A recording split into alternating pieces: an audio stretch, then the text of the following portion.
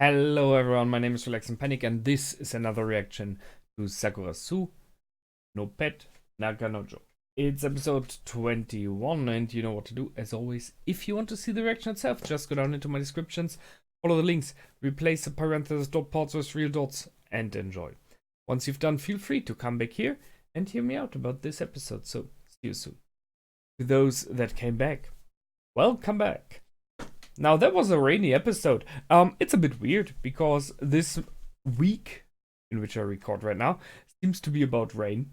I myself have rain quite often outside right now. I like rain, just saying. I really am. This episode was very, very much about rainy days. As a synonym for, bad times, crying, feeling depressed, I guess. The Hunter x Hunter episode of this week was about rain as well, so it feels a bit strange. And well, in Death Note, I mean, it's Death Note. It's more neither always raining there. So let's see what it was about. However, in this series, so put in a nutshell, it was about once again facing the fact that there are those days and times where you just lose and you cannot really do much about it. About coming to terms with it in your own way.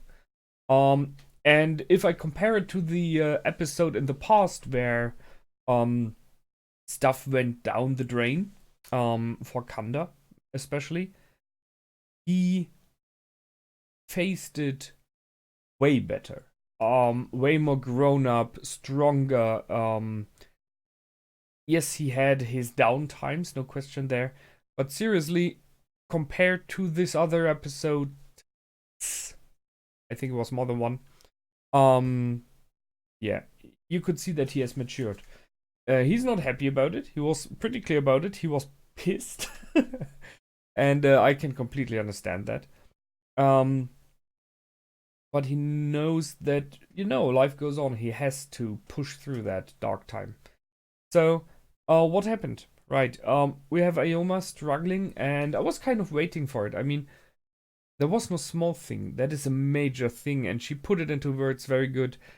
2 years of her life that she spent trying to get this role, this part, to get accepted as a voice actor. And in just one test, you are thrown out. You kind of lose everything. It's not complete, and it's not true that you lose everything, because still she has the training, so she could go for other options in other cities, other countries. I have no idea, right? There are more options, but this was a major one, so it feels a lot like this. And when you hear and see what she did for it those 2 years, it was not just like she did it from time to time.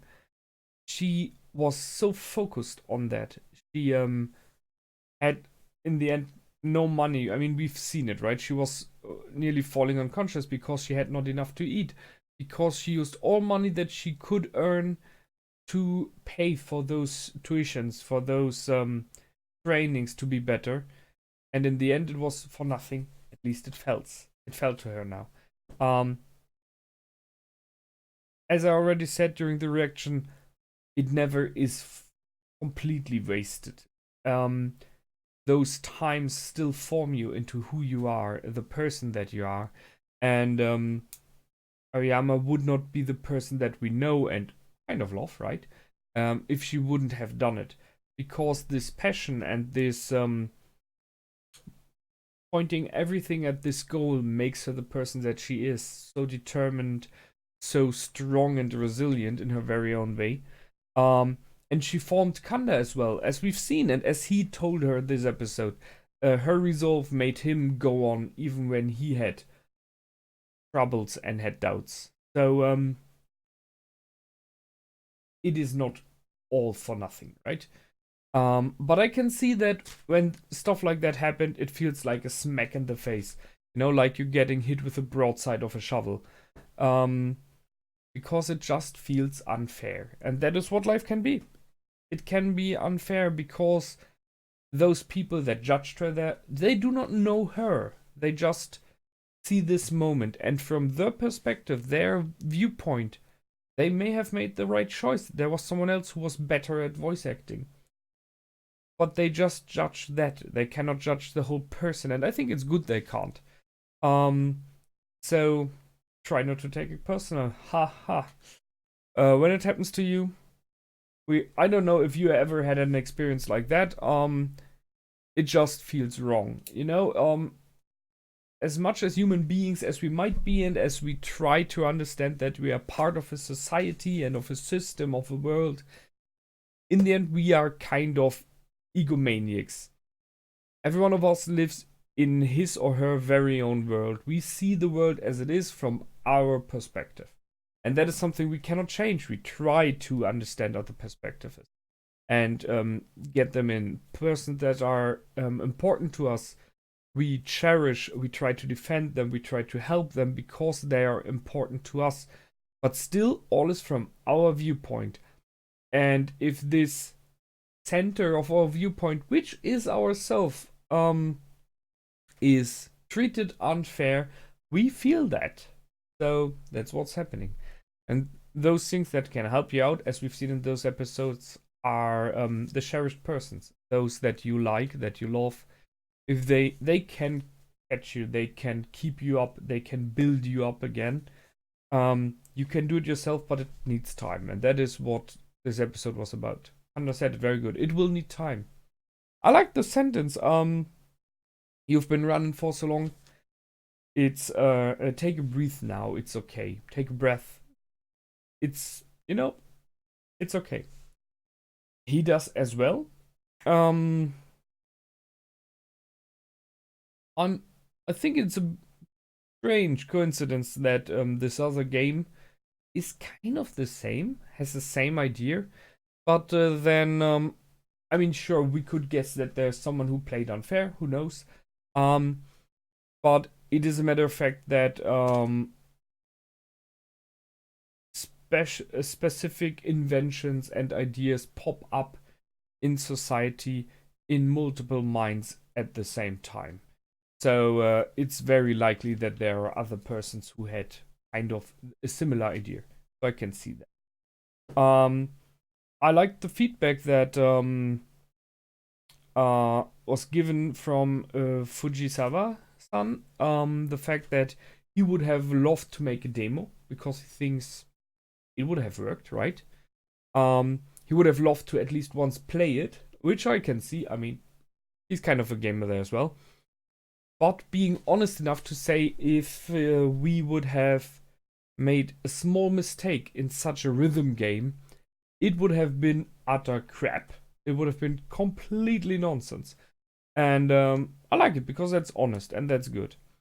So they really stood no chance there because the other game had the kind of same idea in an even easier, more casual version, I guess. So better to sell because people, when you just want to sell to people who do not know anything about it yet, you need to go for the easy stuff, sad as it is.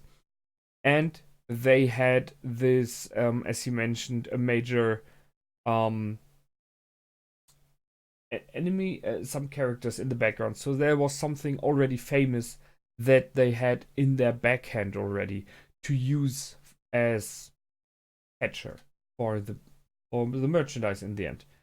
So yeah, no chance for Kanda there. I can see that, and that is a moment that he felt bad about because he really stood no chance. It is good for him because he should know due to that it was not about him, but it feels unfair as well because there is this moment that he later on reflects in front of Sheena.